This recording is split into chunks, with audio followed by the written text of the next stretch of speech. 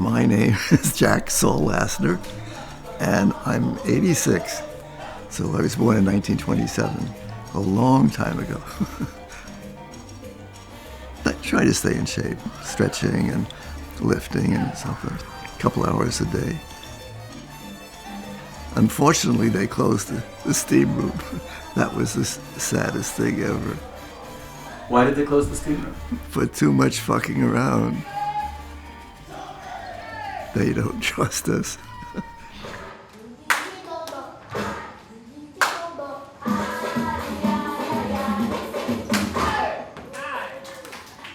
You do go downhill, don't you, after a certain time? You can't stay young and beautiful forever.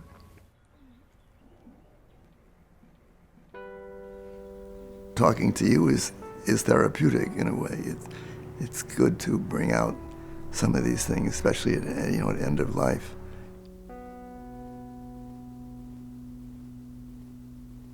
It opens up a lot of memories, things you forgot completely about, and places where you've been. It's a new experience for me. I usually take the pictures.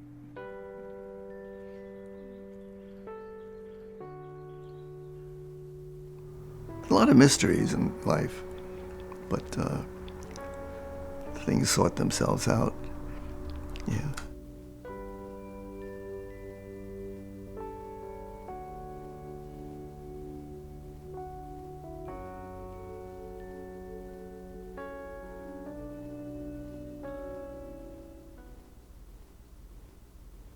It may not be the typical story, but life was pretty good then.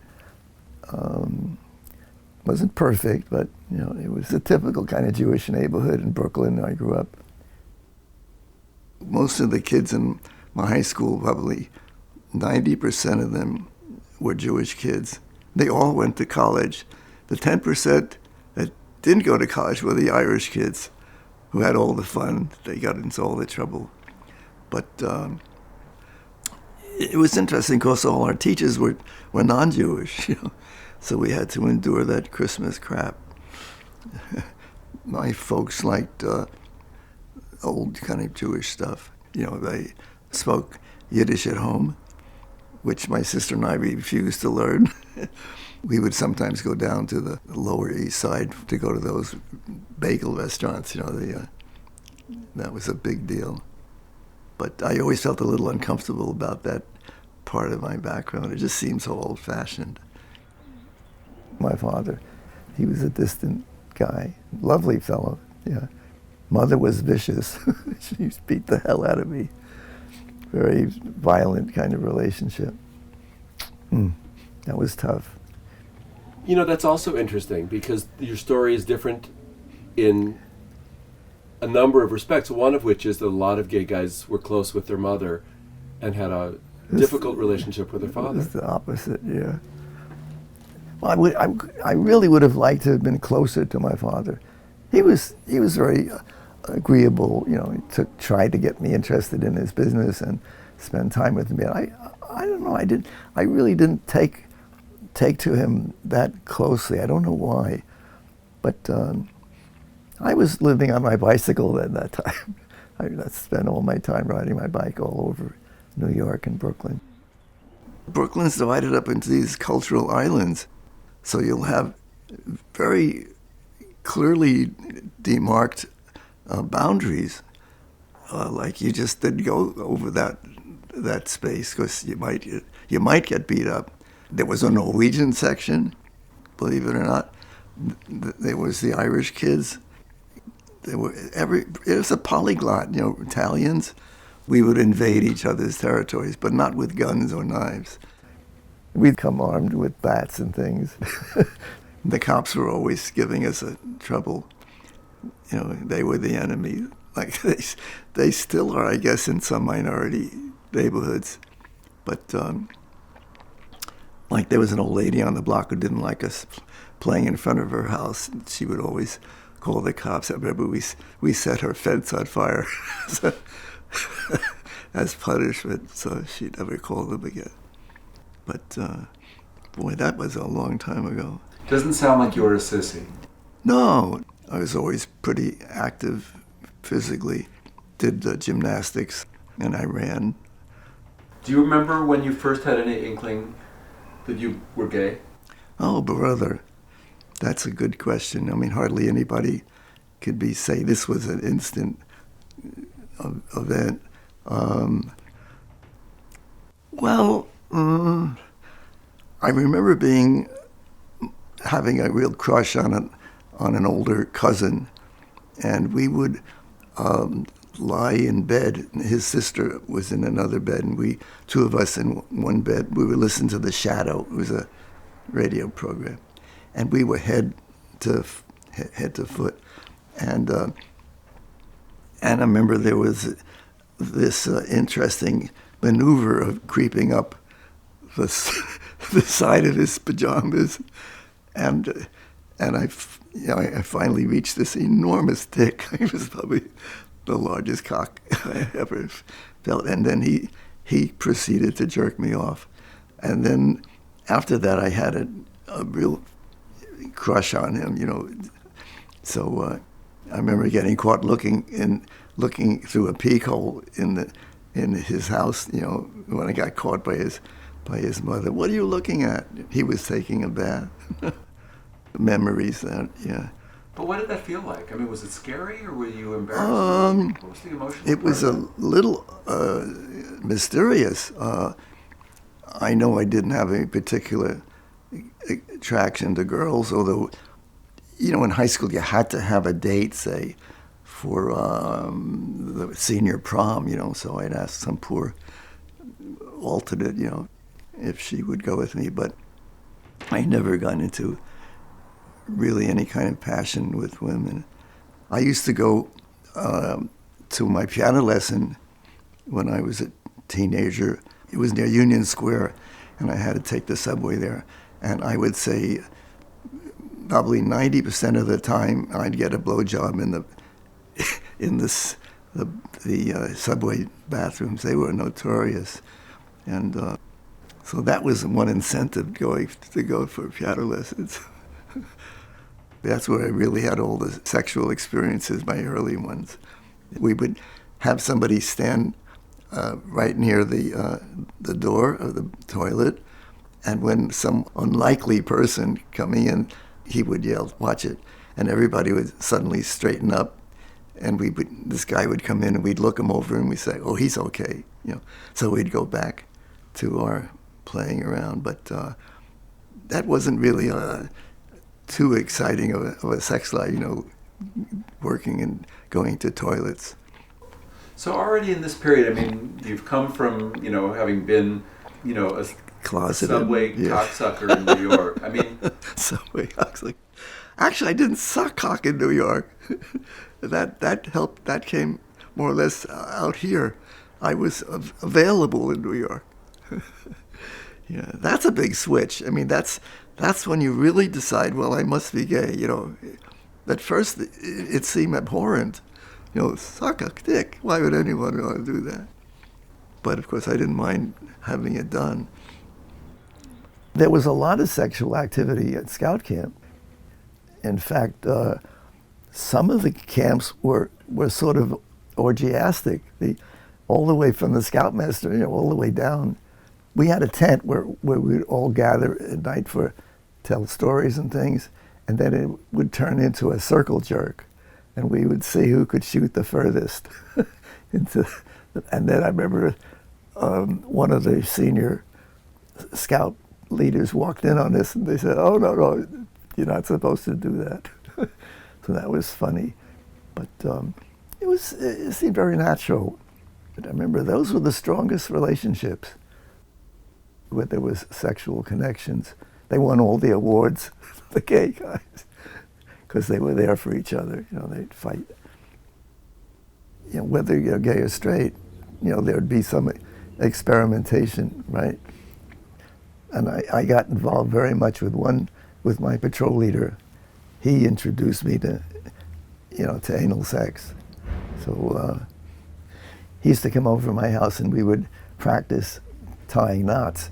And one thing led to another. We ended up, I remember, on my sister's bed, where he would pounce on me. And at first I tried to resist, but very easy, not very reluctantly. And so that became kind of a regular thing. I remember saying to him, well, when I turned 13, I said, well, now, I'm supposed to be a man now, right? Why don't I screw you? And he said, okay, just like that. So then we went on into switching back and forth. So wait a minute. How old was he? 16, maybe. 17. There wasn't anything you'd say illegal or anything. It was a fun thing. But I remember I never found anything distasteful about it. I mean, I was a little reluctant at first. I said, it's not right, But I got over that quickly enough. I mean, there's endless stories now about people coming out and saying that they were traumatized by priests or traumatized and they're damaged for their whole adult lives. No. There's nothing in any of your stories that you've told me that has given a feeling of guilt or shame or trauma. I mean... No, not really, no. What do you think that's about? I mean, why is your story the way it is, do you think? Well, I felt good about myself. I was in very good physical shape. And I was never reluctant to express my physical feelings or athletic ability. Everything seemed logical and pleasant, and I was never raped. You can say, it depends on how you see it, But it was, it's part of the adventure, I think, of coming out and finding out who you are and how you feel about yourself. What was your social life like? I mean, did you have a lot of friends? Well, we had, I got an interesting picture. I brought my 4 buddies that we hung out together all the time. Only one of them turned out to be straight, Marvin. But we weren't specifically gay in a way. We played the game as so many guys did, play it straight. I knew I had to be very careful, very secretive, because there was this negative aspect that everybody seemed to automatically understand, because there were always the fag jokes and the sissy thing. Gays aren't real men, sort of thing. That was funny, because I'd always had this tremendous crush on this fellow, Marvin.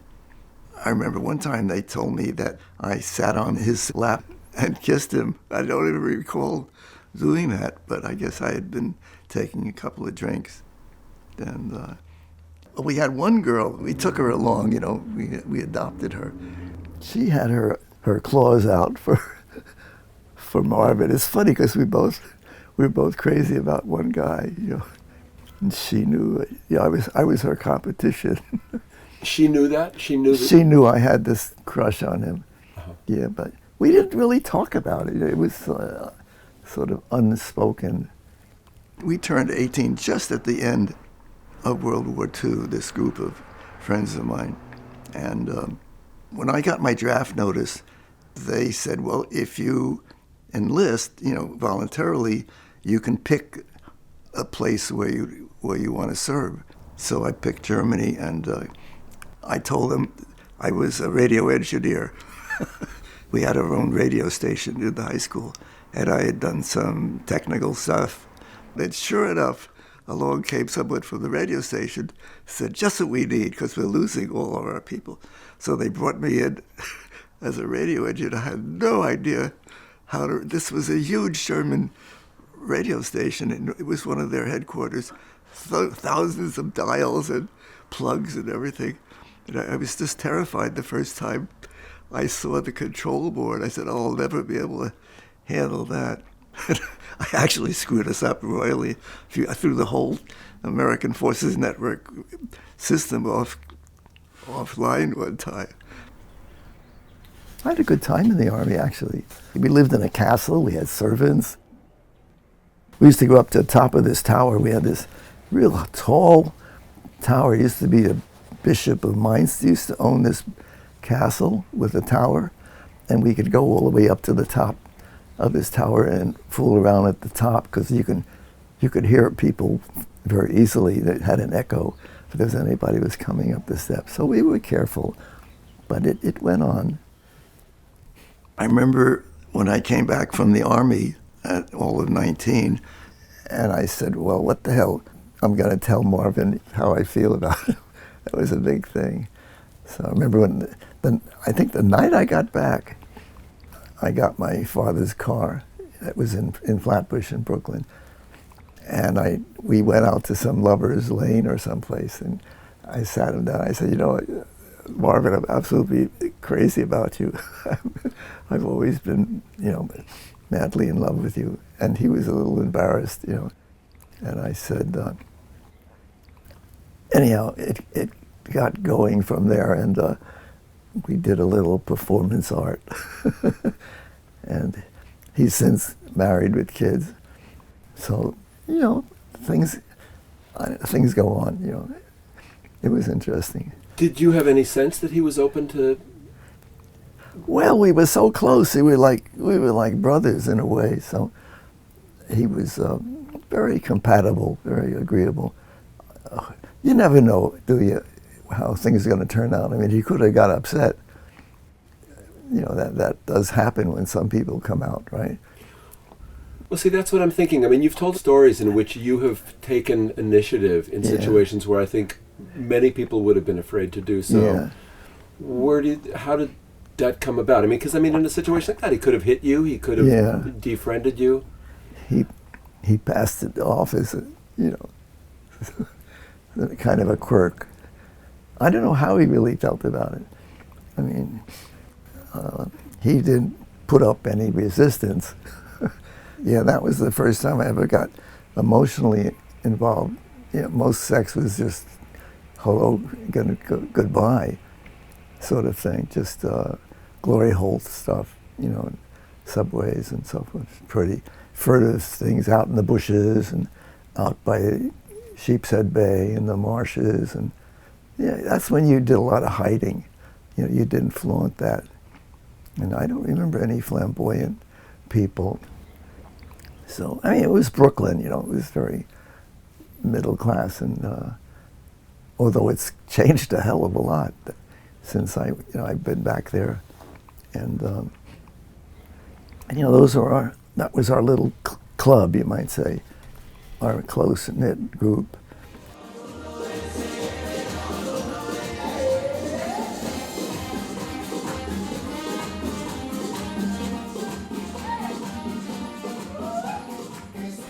It's hard to dig up some of these memories. I'm trying.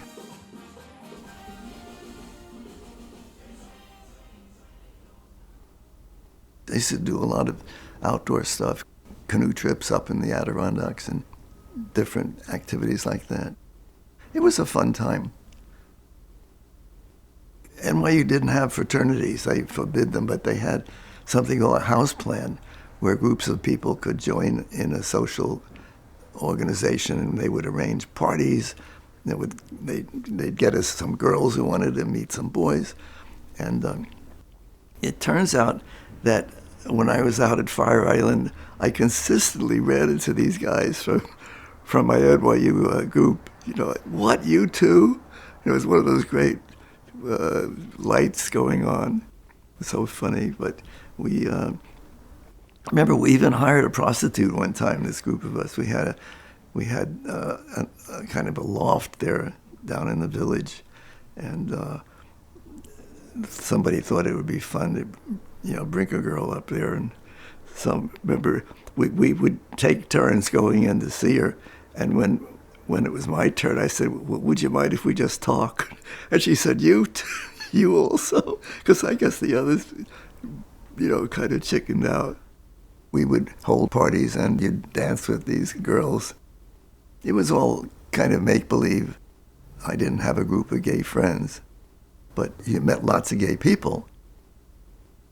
We generally tried to protect each other, let you the older guys would help us with our security. They would tell us which places were going to be raided. Police would come in for their usual handout. They used to empty out the cash drawer.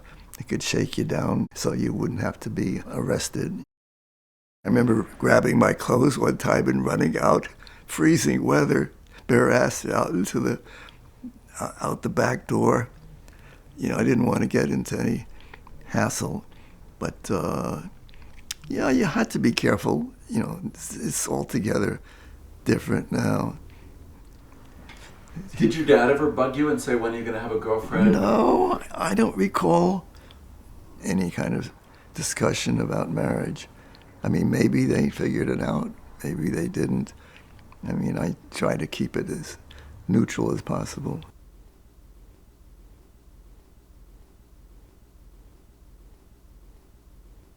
When I was at NYU, I used to go across the park into one of the gay bars and get done in one of the bar bathrooms. It was a nice break during the day, so that was kind of fun. But I didn't have any real, what you call, permanent crushes. I was just a passive, I was kind of a easy mark. I let people chase me. It was kind of fun to have that power. When I was at NYU, I was more or less, you could say, adopted by a senior. I was a freshman, he was a senior, another nice Jewish boy, Marty Cohn, another Marty Cohn. And he unfortunately took his life, which was terribly upsetting. But we had a pretty passionate affair. It really shook his family up a lot. But I didn't quite understand that whole relationship between men. It was something very new and exciting, and he was a very good teacher, but very sad that he, as so many gay guys took their lives. But anyhow, it's a long story. I'm not sure. It's okay not to go anywhere you don't want to go. Yeah. There's areas, stuff that you don't want to talk about. Because I'll ask endless questions, and if you don't want to, if some stuff is uncomfortable, it's totally okay to say so. In fact, I was with Marty when we went up to see the Walt Whitman statue up there in Bear Mountain Park above New York City. So I remember that was an interesting excursion because we hadn't really explored Whitman yet. It was quite exciting to know that there were other gay people, famous gay people. So that went on for a year or two. That was in fact, you're bringing back things that I'd pretty much forgotten about. So that was a sad ending, to lose him. I remember his brother sat me down after they found him and grilled me about what our relationship was like and whether we were really connected, whether we were bonded or how deep did it go. They just knew we were very close, but he wanted specific things, and whether Marty ever mentioned suicide to me or anything. So it was, it's just 18, 19, so you don't have enough perspective really to understand these things. Yeah. That's a lot. Yeah. And probably nowhere to go with your feelings of loss. Yeah, it was bad. Yeah. After NYU, going to UCLA was a joy. I became a non-classified graduate student, which meant I could study anything I wanted and go to any course I wanted. And I finally sort of settled on the geography department because I liked the whole concept of doing research outdoors, and it was a good major. But beyond that, UCLA was a very sexually active time when it was so easy. You could go down to like Santa Monica, up above the cliffs. There were always people willing to give you a little help, so to speak. And there were places on the beach, you know, and there were the bathhouses too. But actually I had a couple of passionate affairs when I was at UCLA. Oh yeah, all the different memories and affairs you've had. It's hard to list them all, you know. When I was at UCLA graduate program, I was hanging out with a group of climbers, strictly serious climbers. Every summer, a group of us would take off and climb something new. And we'd do Mount Whitney at first, and then we'd go up to Shasta, and then Mount Hood. And I remember I had a regular steady girlfriend, a very famous woman climber, Barbara Lilly. So we got along famously. Everybody assumed we were lovers, but not really. She wasn't really interested in sex, and I didn't put any pressure on her. We had a great time. We finally worked our way up for McKinley, because you should have some training for that. Every year someone dies there because they don't know what they're doing. McKinley is the highest peak in North America, 20,300. Now it's a big commercial thing. They fly you up there and everything. We got a lot of attention. We threw away a lot of stuff. We had 115 pounds of crap. You know, you had to provide for a month. We carried a gallon of gasoline for the stove, and we had to have dry food and, you know, all that, and a tent, a lot of crap. That was a great trip. And nobody knows that there was a gay man among them. I doubt it. I should have yelled, "I'm gay." So, you know, we didn't talk about those things. Maybe they knew, you know, they knew I'd had some close contact with some guys, but among mountaineers, all we're interested in is what's your ability. We don't care about anything else. All those great climbs we did was sort of the love of my life.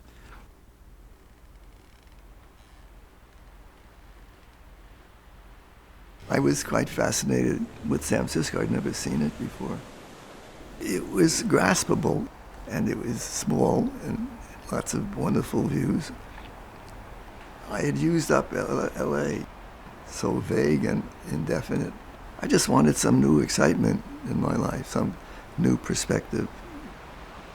I guess we took a ride up to see maybe a ball game, and I was just walking past the Board of Education, just wandering around like a tourist, and I thought, I'll go in and talk to them, see what their beginning salary was.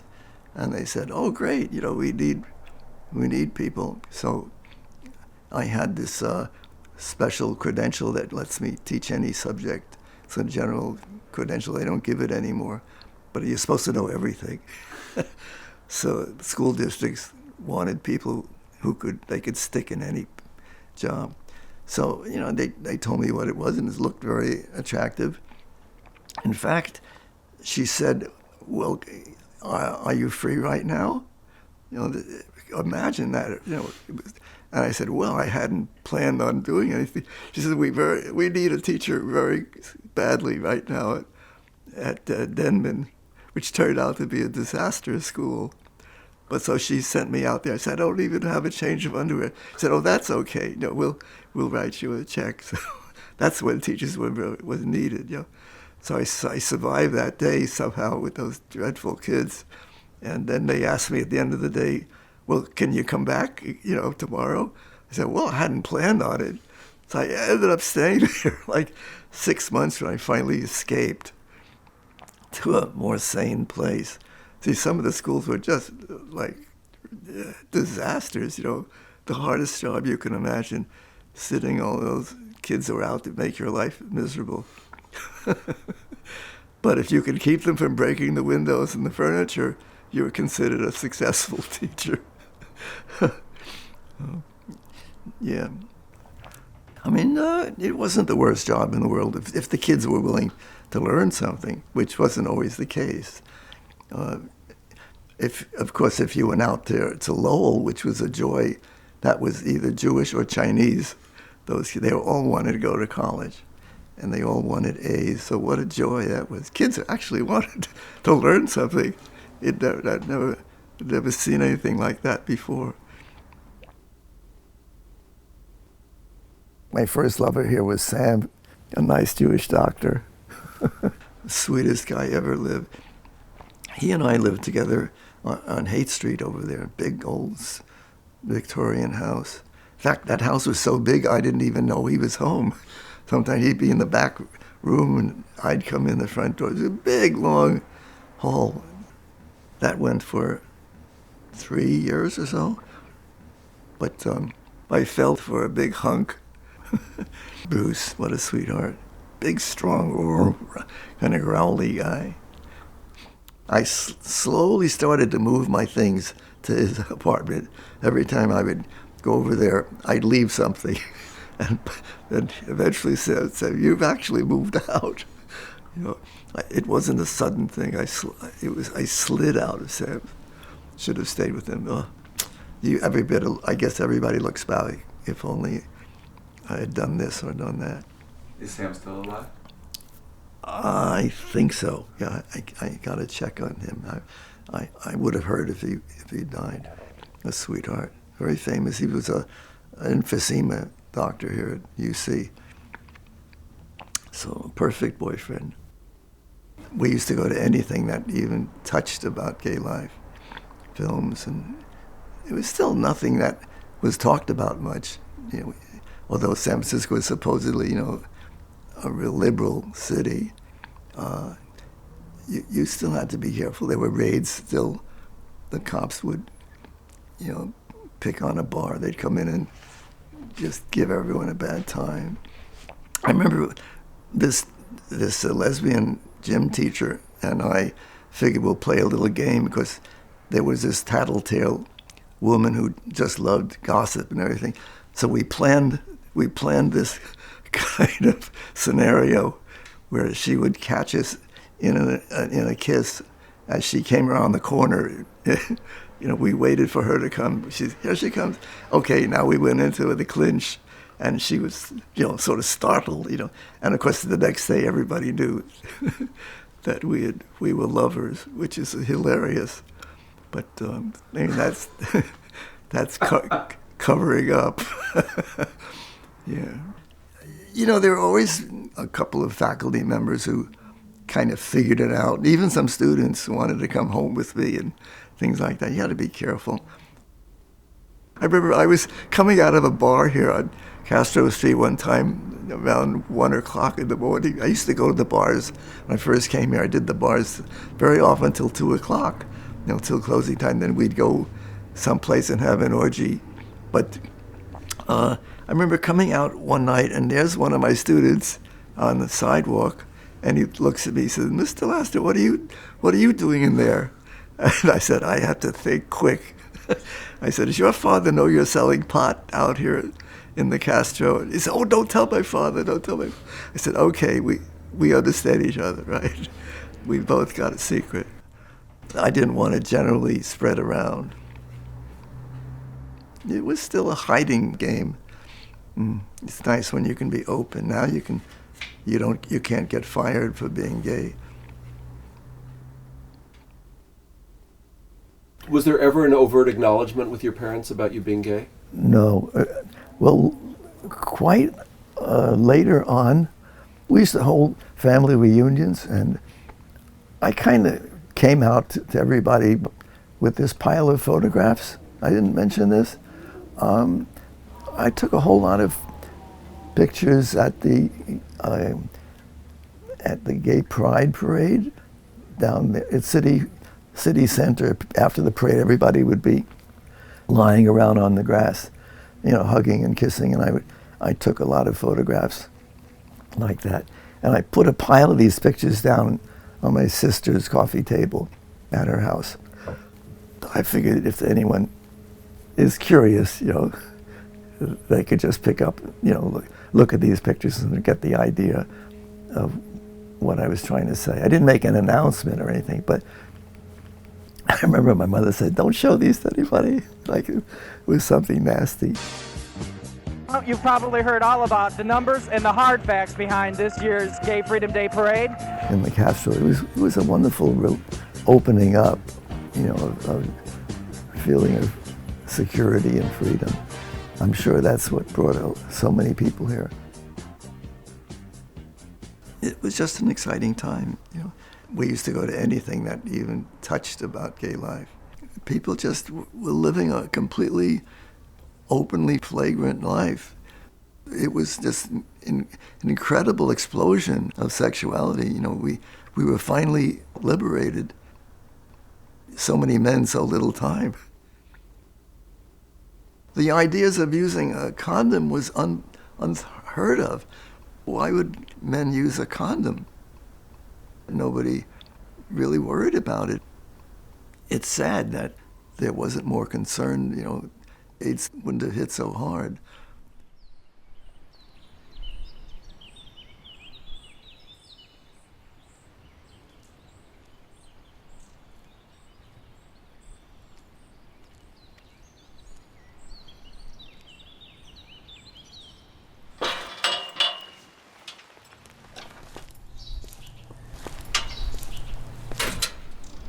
How's that for a view, huh?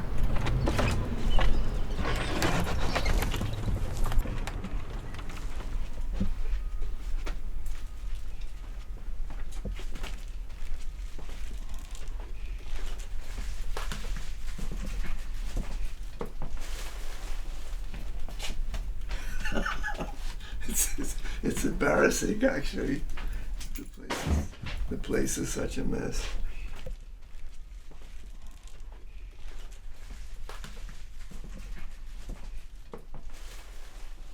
Tell me about this That's person. Jeffrey. Tell me who he is, and tell me his name, and tell me about it. Jeffrey Borton. He lived here for a couple of years. I met him at a Jewish gay synagogue group. He was trying really hard to get away from his family. I mean, he had zilch gay experience.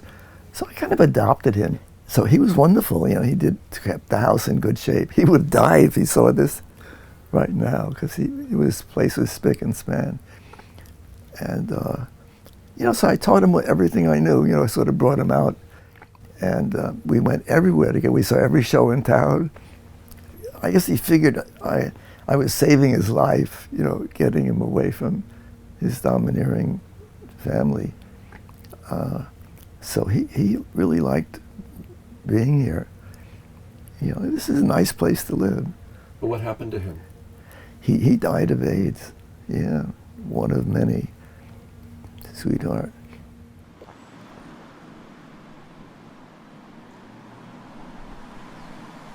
I put a brick with his name in the AIDS Memorial Park, and, in that circle, and it was, a slight remembrance. That was really an emotional time. I was going to a funeral every week, or some memorial going on. But Jeffrey was a sweetheart, just a really lovable boy. And I felt, we were doing something for each other. I was helping him feel good about himself and learning how to be gay. It's a learning process. I think everybody, when they're older, should take some young guy under his wing. It's a nice thing to do, especially if they need that kind of support. November 1976. Feelings. My wizard, you do magic. My scientist, you know fact. My lover, you are flesh. You are my Jack.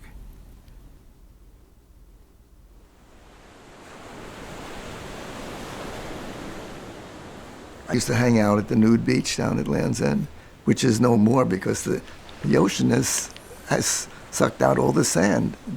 It's now just rocks. Land's End. It's a beautiful place up high on a cliff looking out on this big bay. It's always been a famous cruising place. I still go out to Land's End, but more for social reasons. If I meet someone, fine. I never, I didn't think at 86 anyone's going to bother with me, but believe it or not, anything is still possible. Here's one of the old-timers. God, he's still around. Imagine that. Look who's here. Are you a movie star? It looks like it. You should talk to this guy. You probably blew more people than anybody in the history of San Francisco. Do you see any of the old crowd? Randy is out here as we speak. He blew more people. Yeah, he had regulars down here. Young married guys. He's not a very good cocksucker. The city did everything they could to fuck us over, take out all the underbrush, all the famous hiding places. They cut all these trees down. They wanted to make open space so the tourists could take pictures of the Golden Gate Bridge. We even had some AIDS guys living out here for a while. They were homeless, and we would bring them water and food. That was tough. But, here's Randy. Are you lucky? Randy likes three-ways. Hey, come here. Come on. We'll make you famous.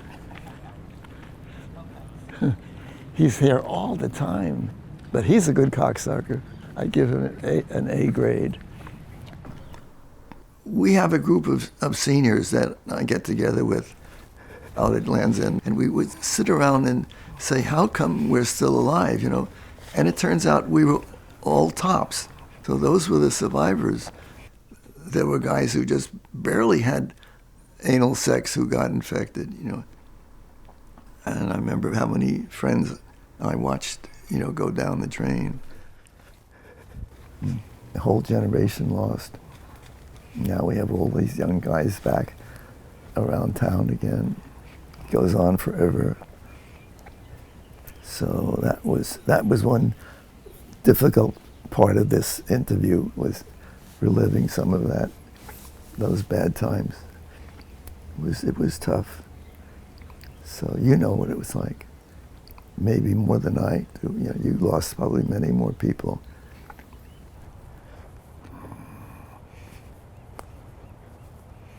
There's a lot of freedom in cruising. For a long time, I used to come out here at least 2-3 times a week. It's a quiet place, other than the playing around. It's just pleasant. Better than sitting in a bar, getting drunk or something.